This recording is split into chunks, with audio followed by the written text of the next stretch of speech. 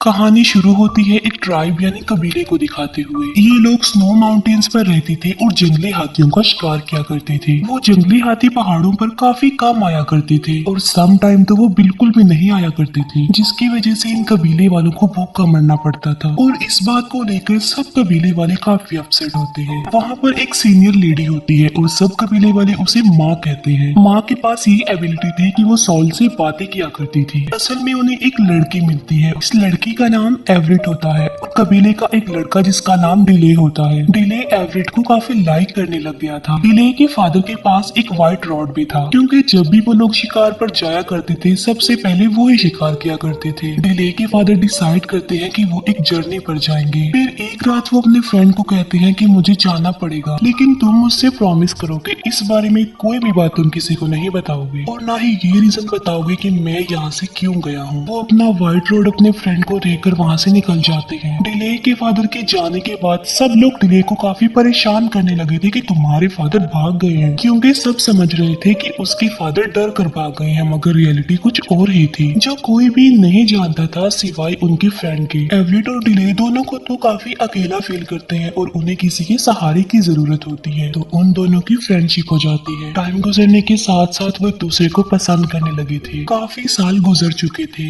Everett और delay भी अब बड़े हो चुके थे। एक बार फिर से वो जंगली हाथी इनके इलाके में आते हैं। ये फैसला किया जाता है कि जो सबसे पहले शिकार करेगा उसकी शादी एवरेट से करवा दी जाएगी और वो व्हाइट रॉड भी उसे मिल जाएगा और तो और उसे कबीले का लीडर बना दिया जाएगा। एवरेट डिले से कहती है कि चलते हैं हम यहाँ से, फिर हम शादी कर लेंगे। डिले कहता है कि नहीं, मैं नहीं भागूंगा जैसे मेरे फादर भाग गए, और देखना मैं ही जंगली हाथी का शिकार करूंगा और तुमसे ही शादी करूंगा। सब कबीले के लोग जंगली हाथियों का शिकार करने के लिए चले जाते हैं। एक काफी बड़े जंगली हाथी को वो एक जाल में फंसाने में कामयाब हो जाते हैं, लेकिन वो हाथी रस्सियों को तोड़कर भाग जाता है, लेकिन स्टील जाल उसकी बॉडी में फंसा हुआ था। सारे कबीले वाले उस जाल को पकड़ लेते हैं। हाथी तेजी से भाग रहा होता है और सबको जाल छोड़ना पड़ता है। सिर्फ डिले का हाथ ही अब तक जाल में अटका हुआ था। हाथी डिले को घसीटते हुए माउंटेन्स के टॉप पर ले आता है। वहाँ पर लाकर वो हाथी डिले पर अटैक कर देता है, लेकिन डिले उस हाथी को एक रॉड मारता है जिससे उसे कोई भी फर्क नहीं पड़ता और वो एक बार फिर से डिले पर अटैक कर देता है। फिर डिले एक और रॉड उस हाथी को मारता है और इस बार वो हाथी मर जाता है। इतनी ही देर में सारे कबीले वाले भी वहाँ पर पहुँच जाते हैं। वो देखते हैं कि डिले ने अकेले ही इतने बड़े हाथी को मार डाला है। ये देखकर सब लोग काफी खुश होते हैं। डिले को वो व्हाइट रॉड दे दिया जाता है और फैसले के अकॉर्डिंग एवरेट उसे सौंप दी जाती है और डिसाइड किया जाता है कि इन दोनों की शादी होगी। लेकिन डिले एक बात को सोचकर काफी वरिड होता है, क्योंकि सब सोच रहे थे कि डिले ने जाल को नहीं छोड़ा था, लेकिन रियलिटी तो ये थी कि उसने भी जाल छोड़ दिया था। वो तो उसका हाथ उसमें अटका रहा। इसी वजह से वो उस व्हाइट रॉड को रिटर्न कर देता है। वो एवरेट को कहता है कि मैंने उस हाथी को नहीं मारा है, बल्कि वो मेरे रॉड में अटक गया था और इसीलिए मैंने वो व्हाइट रॉड रिटर्न कर दिया है। उस व्हाइट रॉड को उसने छोड़ दिया, इट्स मीन कि उसने एवरेट को छोड़ दिया, क्योंकि एवरेट उसी को मिलते जिसने हाथी का शिकार किया। इस बात से एवरेट उससे नाराज हो जाती है और उन दोनों में सेपरेशन हो जाती है। नो डाउट वो दोनों एक दूसरे से बहुत प्यार करते थे, मगर वो ट्रेडिशन से कनेक्टेड थे। उसी रात कुछ घोड़े पर सवार लोग उनके कबीले पर अटैक कर देते हैं और कबीले के काफी मेल्स और फीमेल्स को प्रिजनर बनाकर अपने साथ ले जाते हैं और उन प्रिजनर्स में एवरेट भी शामिल थी। लेकिन डिले और उसके कुछ साथी बच जाते हैं। डिले कहता है कि मैं अपने कबीले के लोगों और एवरेट को बचाकर जरूर वापस ले आऊंगा। डिले का साथी बोलता है कि उन खतरनाक माउंटेन से कोई भी वापस नहीं आता। डिले कहता है कि जिन लोगों ने अटैक किया है वो भी तो वहीं से आए थे। वो डिसाइड करता है कि मैं उनका पीछा करूंगा। इसके बाद डिले उन लोगों और उनके घोड़ों के पैरों के निशानों को फॉलो करते हुए आगे बढ़ता है। डिले के साथ उसके कुछ साथी भी होते हैं, लेकिन जो उनकी जर्नी थी वो काफी टफ थी और तो और खुद को और उन लोगों की जान बचाकर वापस आना काफी डिफिकल्ट था। लेकिन डिले और उसके साथी किसी भी चैलेंज को एक्सेप्ट करने के लिए तैयार थे, क्योंकि उन्होंने अपने लोगों को सही सलामत वापस लेकर आना था। वो कॉन्टिन्यूसली दिन रात अपने सफर में ही गुजारते हैं। ये माउंटेन्स की दूसरी साइड पर पहुंच जाते हैं जहाँ से जमीन स्टार्ट हो जाती है। डिले और उसके साथी आगे बढ़ते हैं और वो एक जंगल में पहुंच जाते हैं, जहाँ उन्हें अपने कबीले के सभी लोग और एवलेट नजर आ जाते हैं, जिन्हें प्रिजनर बनाकर कहीं पर ले जाया जा रहा था। रात के टाइम डिले एवलेट और अपने कुछ साथियों को छुड़ा लेता है, लेकिन वो लोग जिन्होंने इन्हें प्रिजनर बनाया था वो इन्हें दोबारा से पकड़ लेते हैं। डिले के एक साथी को इंजर्ड भी कर देते हैं और वो लोग डिले के कबीले वालों को आगे लेकर बढ़ जाते हैं। डिले अपने इंजर्ड साथी को खींच कर ले जा रहा होता है। थोड़ा आगे जाने के बाद इन्हें भूख लगने लग जाती है, इसीलिए इसलिए डिले शिकार पर चला जाता है। लेकिन डिले एक डिच में फंस जाता है जहाँ पर पहले से ही बहुत सारे एनिमल्स फंसे हुए थे। वहाँ पर एक शेर भी फंसा होता है जो काफी बड़ा होता है और काफी खतरनाक होता है और ये बातें करने वाला शेर था। वहाँ पर बारिश होने लगती है और शेर डूबने लगता है, लेकिन शेर के डूबकर मरने से पहले ही डिले उसे आजाद करवाने का फैसला कर लेता है। डिले उस शेर को कहता है कि मैं तुम्हें आजाद करवा दूंगा, लेकिन उसके लिए एक शर्त है और वो ये कि तुम मुझे नहीं खाओगे। डिले उस शेर को आजाद कर देता है और बात के मुताबिक वो उसे बगैर खाए ही वहाँ से चला जाता है। डिले भी उस डिच से बाहर आ जाता है, अपने इंजर्ड साथी के पास आ जाता है। वो डिले को बताता है कि कल रात मैंने यहाँ पर चिल्लाने की आवाजें सुनी है और ये दोनों उसी डायरेक्शन की तरफ चले जाते हैं जहाँ से चिल्लाने की आवाजें सुनी गई थी। वहाँ जाकर इन्हें पता चलता है कि उस गाँव पर कल रात किसी ने अटैक कर दिया था। जब ये लोग वहाँ पर जाते हैं तो वहाँ के कबीले के लोग इन्हें घेर लेते हैं। वो कबीले के लोग उन लोगों को बस मारने ही वाले होते हैं कि तभी वहाँ पर वो शेर आ जाता है जिसे डिले ने बचाया था। उस शेर को देखकर उस कबीले के सब लोग डर जाते हैं। वो शेर डिले की तरफ बढ़ता है। डिले उसे कहता है कि मैंने तुम्हें बचाया था, क्या तुमने मुझे नहीं पहचाना? वो शेर डिले को बगैर कोई नुकसान पहुंचाए वहाँ से चला जाता है। उस कबीले के लोग ये सब कुछ देखकर काफी हैरान रह जाते हैं। वो डिले और उसके लोगों को अपने साथ ले जाते हैं, उनकी मेहमान नवाजी करते हैं, उन्हें खाना खिलाते हैं। डिले उनसे पूछता है कि तुम हमारी लैंग्वेज कैसे जानते हो? जिस पर वो कहते हैं कि काफी अर्सा पहले एक आदमी यहाँ पर आया था और वो आदमी यहाँ पर कोई सेफ जगह देखने आया था और उसी आदमी से ही हमने आप लोगों की लैंग्वेज सीखी। यहाँ पर हमें पता चलता है कि वो आदमी कोई और नहीं बल्कि डिले के फादर थे। डिले उन लोगों से पूछता है कि इस वक्त वो आदमी कहाँ पर है। वो बताते हैं कि उस आदमी को डीमन सॉल्स अपने साथ ले गई हैं और हमारे भी कुछ लोग उसके साथ हैं और वो एक ऐसी जगह है जहाँ से आज तक कोई भी वापस नहीं आया बचकर, लेकिन अब तुम ही हो जो हमें वहाँ पर ले जाओगे। डिले पूछता है कि सिर्फ मैं ही क्यों? वो कहता है कि हमारी प्रिडिक्शन के मुताबिक हमारे पास एक आदमी आएगा जो शेर से बातें करेगा। वो आदमी हमारे लोगों की जान बचाएगा। उस कबीले के लोग आसपास के सभी कबीले वालों को ये इन्फॉर्मेशन देते हैं कि शेर से बातें करने वाला आ गया है। डिले का एक साथी उसे बताता है कि मैं तुम्हें आज एक बात बताता हूँ और वो ये कि तुम्हारे फादर किसी से डर के नहीं भागे थे। वो अपने कबीले के लोगों की जान बचाने के लिए सेफ जगह ढूंढने के लिए निकले थे ताकि हमारे लोगों को भूखा न मरना पड़े। डिले उससे पूछता है कि तुमने मुझे ये बात पहले क्यों नहीं बताई? वो कहता है कि तुम्हारे फादर ने मुझे मना किया था कि ये बात किसी को भी नहीं पता लगनी चाहिए, क्योंकि अगर कबीले वालों को ये बात पता चल जाती तो वो सब के सब एक एक करके उस जगह को छोड़कर भागने लगते। इसीलिए उन्होंने मुझे ये कहा था कि मैं इस बात को सीक्रेट रखूं। डिले के साथ वो कबीले के लोग भी माउंटेन्स की तरफ बढ़ते हैं। वो लोग रिवर तक पहुंच जाते हैं और बोट्स में बैठकर आगे बढ़ते हैं, लेकिन डिले और उसके लोग आगे नहीं जा सकते थे क्योंकि उनके पास बोट्स नहीं थी। इसीलिए वो डिसाइड करते हैं कि वो पैदल ही अपना सफर तय करेंगे। लेकिन पैदल सफर करना काफी मुश्किल था क्योंकि वो एक काफी बड़ा डेजर्ट होता है जहाँ पर उन्होंने सफर करना था और उन लोगों से पहले कोई भी उस डेजर्ट को पार नहीं कर पाया था। लेकिन डिले कहता है कि हम इस डेजर्ट को पार कर लेंगे, अपने लोगों को आजाद करवा कर ले आएंगे। इसीलिए ये लोग अपनी मंजिल के लिए आगे बढ़ जाते हैं। काफी दिनों सफर कर लेने के बाद फाइनली ये डेजर्ट की उस तरफ चले जाते हैं।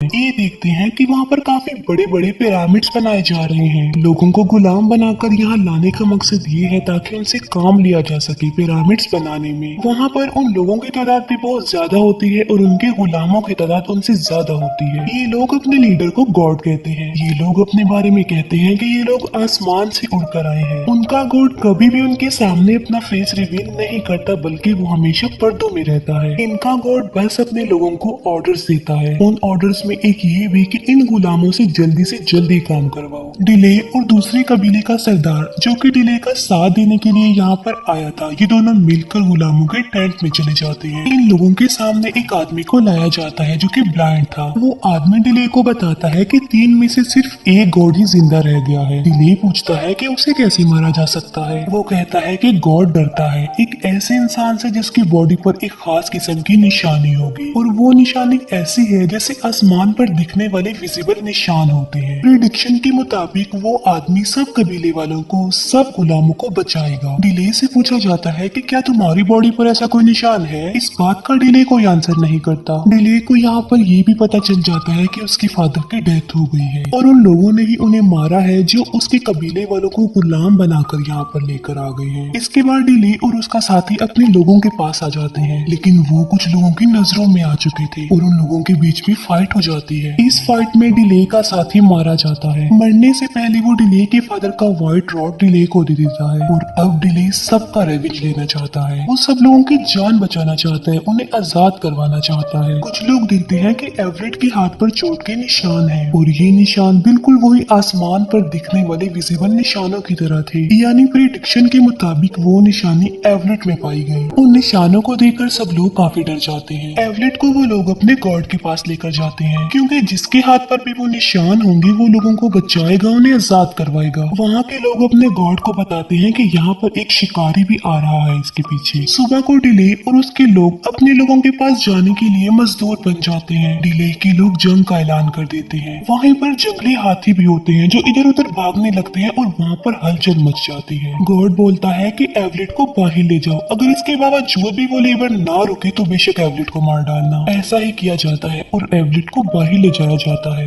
लेकिन डिले और उसके लोग एवरेट को देखकर रुक जाते हैं। तभी वहाँ पर गॉड आ जाता है उनका और सब लोग छुप जाते हैं। गॉड का एक आदमी सबको कहता है कि जो भी इस लड़की को यहाँ से लेकर जाना चाहता है वो इसे यहाँ से ले जाए हमेशा के लिए, और हम वादा करते हैं कि इस बार हम उसे नहीं रोकेंगे। डिले बोलता है कि मैं एवरेट को तो ले जाता हूँ, लेकिन मेरे बाकी साथियों का क्या होगा? गॉड बोलता है कि अब वो हमारे गुलाम है, अब वो हमारे लोग हैं। इसीलिए डिले उनकी ये बात मानने पर इनकार कर देता है। वो उस व्हाइट रोड को गॉड की तरफ फेंकता है और व्हाइट रोड गॉड के आर पार हो जाता है। डिले कहता है कि देखो तुम सब, वो भी हमारी तरह एक इंसान था, उसे भी तकलीफ होती थी और अब देखो वो मर गया है। और तभी दोनों कबीलों के बीच एक वॉर स्टार्ट हो जाती है और इस जंग में डिले के लोग जीत जाते हैं। लेकिन कबीले का वो आदमी जो उन लोगों को प्रिजनर बनाकर यहाँ पर लाया था, वो एवरेट को एक तीर मार डालता है जिससे एवरेट मर जाती है। बदले में डिले उस आदमी को भी मार डालता है जिसने एवरेट पर तीर मारा था। डिले अपने कबीले वालों को और बाकी सबको यहाँ पर बचाने आया था, लेकिन उसने इस दौरान अपने बहुत करीबी लोगों को खो दिया। माँ जो कि दूर से उन सबको देख रही होती है, उन्हें अपनी पावर्स दे रही होती है। यहाँ पर माँ अपनी जान की कुर्बानी देकर एवरेट की जान वापस ले आती है। एवरेट दोबारा से जिंदा हो जाती है। जाने से पहले दूसरे कबीले के वो लोग जिन्होंने इन्हें पनाह दी थी, वो डिले को कुछ बीज देते हैं और डिले को कहते हैं कि तुम्हारे फादर चाहते थे कि तुम इन बीजों को अपनी जगह पर लेकर जाओ और इन्हें वहाँ पर उगाओ। डिले बिल्कुल ऐसा ही करता है। वो अपनी जगह पर जाकर इन बीजों को उगा देता है और वहाँ पर पौधे लगने लगते हैं। अब के बाद इन्हें कभी भी भूख का सामना नहीं करना पड़ेगा और ना ही ये भूखे मरेंगे। और बस यहीं पर ये मूवी एंड हो जाती है। Thank you for watching.